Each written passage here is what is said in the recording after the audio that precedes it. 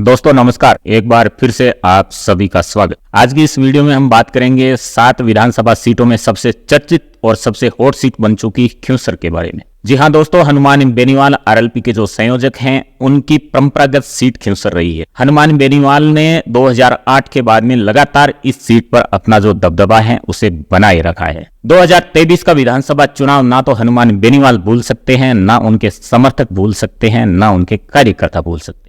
2023 के विधानसभा चुनाव में भारतीय जनता पार्टी की ओर से उम्मीदवार थे रेवंत राम डांगा, जो कभी हनुमान बेनीवाल के पुराने सहयोगी रह चुके हैं। हनुमान बेनीवाल के खास लोगों में अगर गिनती होती थी तो उसमें रेवंत राम डांगा का नाम सबसे ऊपर आता था। वो रेवंत राम डांगा 2023 के विधानसभा चुनाव में भारतीय जनता पार्टी के टिकट पर चुनाव लड़ते हैं और हनुमान बेनीवाल को कुछ इस कदर घेर लेते हैं कि उनकी पार्टी केवल क्यूंसर तक सीमित होकर के रह जाती है। 2023 के विधानसभा चुनाव में रेवंत राम डांगा मात्र 2000 वोटों से हनुमान बेनीवाल से पीछे रह जाते हैं। और जो आरएलपी राजस्थान में किंग मेकर की भूमिका में आने का दावा कर रही थी, जो आरएलपी ये दावा पूरे राजस्थान में घूम घूम करके कर रही थी कि बिना उनके समर्थन से राजस्थान में अगली सरकार नहीं बन सकती, वो आरएलपी 2018 के चुनाव परिणामों से नीचे आकर के महज एक सीट पर सिमट करके रह जाती है। और वो सीट थी हनुमान बेनीवाल की समय की सीट, जिसे हनुमान बेनीवाल का गढ़ समझा जाता है। उसके बाद में लोकसभा चुनाव में जब हनुमान बेनीवाल नागौर से एमपी चुन लिए गए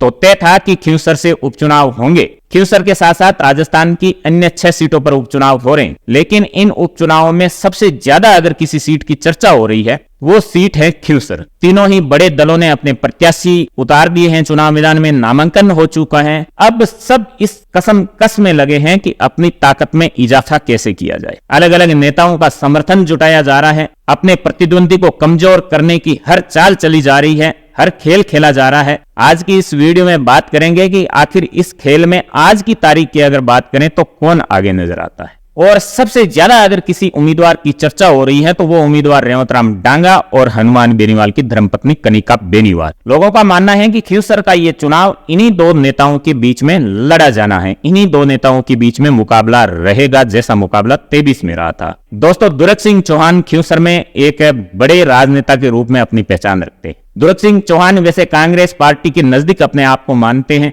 लगातार जब से क्यूंसर सीट अस्तित्व में आई है उसके बाद में लगातार दुर्ग सिंह चौहान कांग्रेस पार्टी के टिकट की दावेदारी कर रहे थे, टिकट मांग रहे थे। लेकिन दुर्ग सिंह चौहान को कांग्रेस पार्टी ने जितने भी चुनाव हुए हैं हर चुनाव में दुर्ग सिंह ने दावेदारी की है, लेकिन कांग्रेस पार्टी ने उन्हें टिकट नहीं दिया है। इस बात को लेकर के दुर्ग सिंह कई नेताओं पर कई आरोप लगा चुके हैं, लगाते रहे हैं। जब क्यूंसर सीट अस्तित्व में आई तो 2008 का चुनाव और 2013 का चुनाव दुर्ग सिंह कांग्रेस पार्टी के सिंबल पर लड़ना चाहते थे, टिकट नहीं मिलता है तो वो बीएसपी के टिकट पर चुनाव मैदान में आते हैं। अच्छी फाइट हनुमान बेनीवाल को देते हैं, 40,000 से ऊपर दोनों ही चुनाव में वो वोट अर्जित करते हैं, दूसरे नंबर पर रहते हैं, लेकिन जीत नहीं पाते। इसका मतलब है कि उन्होंने क्यूंसर के क्षेत्र में अपनी दमदार उपस्थिति दर्ज करवा दी थी। उसके बाद में लगातार दुर्ग सिंह चौहान क्यूंसर के क्षेत्र में सक्रिय थे। उन्होंने अपने कार्यकर्ताओं की एक टीम बनाई, अपने समर्थकों की एक टीम बनाई और उसके बल पर दुर्ग सिंह चौहान हर चुनाव में दमदार तरीके से एंट्री करते थे। अब बात करते हैं हम पिछले चुनाव की। उसमें दुर्ग सिंह चौहान के चुनाव लड़ने का जो तरीका था उसकी भी पूरे राजस्थान में चर्चा हुई। अमूमन हम देखते हैं कि जो भी नेता चुनाव लड़ता है बड़े बड़े काफिले लेकर के घूमता है, बड़ी बड़ी गाड़ियों में अपने समर्थकों के साथ में बड़े बड़े काफिले उनके आगे पीछे चलते हैं। लेकिन 23 के चुनाव में जब दुर्ग सिंह चुनाव लड़ रहे थे तो उन्होंने कहा कि मेरे पास चुनाव लड़ने के लिए पैसे नहीं है, मैं पूरे क्षेत्र में मोटरसाइकिल के ऊपर मैं मेरा चुनाव प्रचार करूंगा। और ये बात हमने देखी भी। दुर्ग सिंह चौहान जब 23 का चुनाव लड़ रहे थे, सामने भारतीय जनता पार्टी से रेवंत राम डांगा थे तो आरएलपी से हनुमान बेनीवाल थे। दुर्ग सिंह चौहान ने अपना पूरा चुनाव प्रचार मोटरसाइकिल के दम पर किया और इन सारी चीजों के बावजूद जब परिणाम निकल करके 23 के आए तो दुर्ग सिंह चौहान 15,000 से ज्यादा वोट प्राप्त कर चुके थे। वही दुर्ग सिंह, आज हम दुर्ग सिंह चौहान की इस वीडियो में बात क्यों कर रहे हैं, क्योंकि दुर्ग सिंह चौहान ने एक बड़ा ऐलान कर दिया है। दुर्ग सिंह चौहान ने भारतीय जनता पार्टी के जो उम्मीदवार हैं रेवंत राम डांगा, उन्हें समर्थन देने का ऐलान कर दिया है। दोस्तों, जब कांग्रेस पार्टी के उम्मीदवार की घोषणा हुई नहीं थी तो ये अंदेशा लगाया जा रहा था, दुर्ग सिंह चौहान का भी नाम बराबर चल रहा था कि शायद इस बार कांग्रेस पार्टी दुर्ग सिंह चौहान को टिकट दे दे, जो लंबे समय से मांग कर रहे थे। लेकिन जब टिकट डॉक्टर रतन चौधरी को मिल गया तो दुर्ग सिंह चौहान को लेकर के यह कयास लगाया जा रहा था था कि शायद दुर्ग सिंह चौहान इस बार भी निर्दलीय ताल ठोक दे, कांग्रेस पार्टी के बागी बनकर के चुनाव मैदान में कूद पड़े। लेकिन उसके बाद में भारतीय जनता पार्टी के नेताओं ने दुर्ग सिंह से संपर्क किया। भारतीय जनता पार्टी के राजस्थान का जो प्रदेश स्तर का बड़ा नेतृत्व है, मदन राठौड़ की उपस्थिति में, जो राजस्थान भाजपा के प्रदेश अध्यक्ष है, उनकी उपस्थिति में दुर्ग सिंह चौहान ने भारतीय जनता पार्टी के रेवंत राम डांगा को समर्थन देने का ऐलान कर दिया है। यह एक खिंवसर की राजनीति में बड़ा ऐलान है। कहा जाता है कि दुर्ग सिंह चौहान के जो 15,000 वोट है, वो बिना दुर्ग सिंह चौहान की अनुमति के इधर नहीं हो सकते।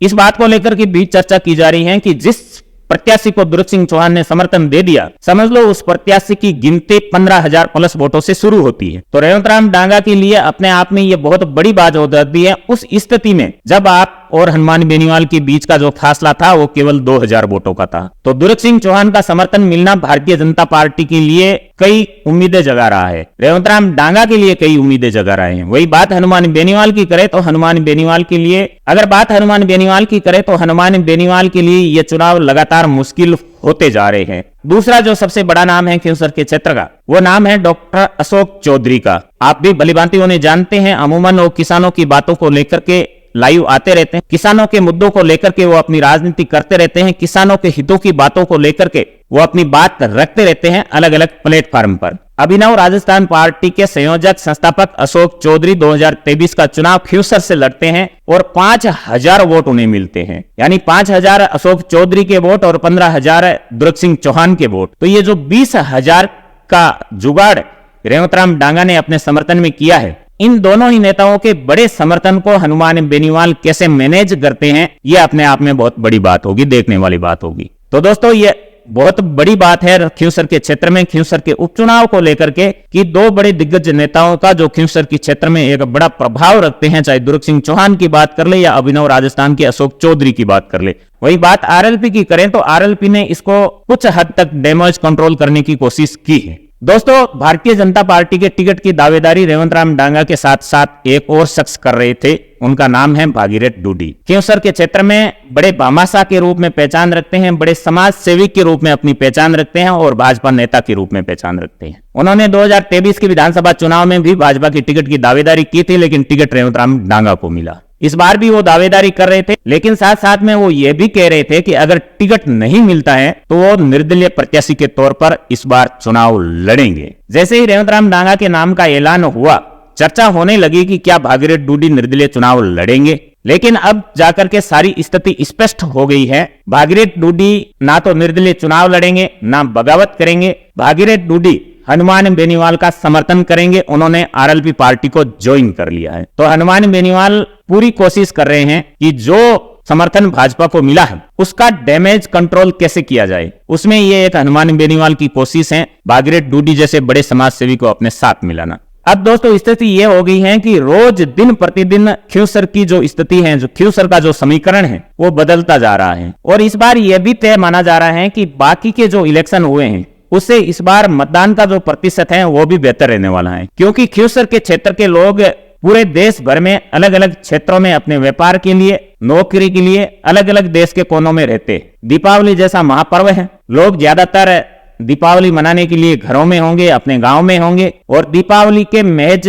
10-12 दिन बाद इलेक्शन है, तो वो इस मतदान के महापर्व में अपने आप को शामिल जरूर करेंगे। तो ये बढ़ता हुआ मतदान प्रतिशत क्या आरएलपी के हित में होगा या फिर भारतीय जनता पार्टी के हित में होगा, क्योंकि मुकाबला वैसे इन दोनों के बीच में ही समझा जा रहा है, तो हम बात ही इन दोनों की ही कर रहे हैं। दोस्तों कुछ भी हो जाए, चुनाव के जो ये आगे बाकी के दिन बचे हैं, क्या हनुमान बेनीवाल अपना गढ़ बचाने में कामयाब हो पाएंगे, या फिर भारतीय जनता पार्टी एक धमाकेदार एंट्री के साथ हनुमान बेनीवाल के गढ़ को ढा पाने में कामयाब होगी, या फिर कांग्रेस पार्टी कोई चमत्कार कर पाने में कामयाब होगी। जो भी होगा स्थिति बड़े मजेदार है। आरएलपी के लिए ये चुनाव अपना वजूद बचाने वाला चुनाव है। अगर आरएलपी ये चुनाव हार जाती है, आरएलपी का कैंडिडेट अगर ये चुनाव हार जाता है, तो आरएलपी के अस्तित्व पर संकट के बादल मंडराने लग जाएंगे।